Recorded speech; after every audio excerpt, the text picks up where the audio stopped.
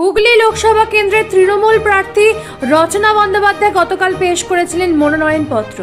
এদিন রচনা বন্দ্যোপাধ্যায়ের পাশে দেখতে পাওয়া যায় তার স্বামী প্রবাল বাসু ও তার বিশেষ বন্ধুদের।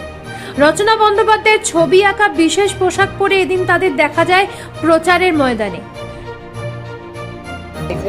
এবং তারা যে সবাই তৃণমূলের সব জামা কাপড় পরে এসছেন, আর তাদের খুব ইচ্ছে যে সবাই মিলে একসাথে আমার ছবি তুলবো। তো তারা সবাই বাইরে অপেক্ষা করছেন, তো সবাই মিলে আমরা একসাথে ছবি তুলবো।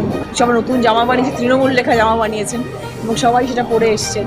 তো আমি সবার সাপোর্ট পেয়ে আমি ভীষণ খুশি আর কি। সাংবাদিকদের প্রশ্নের উত্তরে এদিন প্রবাল বসু কি বললেন? আমার মনে হয় ও যথেষ্ট ইন্ডিপেন্ডেন্ট এবং যা যা করেছে একদম নিজের ফ্রি উইলে করেছে। ইয়েস, আমাদের সবার পেছনেই কেউ না কেউ কাউকে থাকতে হয়। আমরা সবাই ওর পাশে আছি।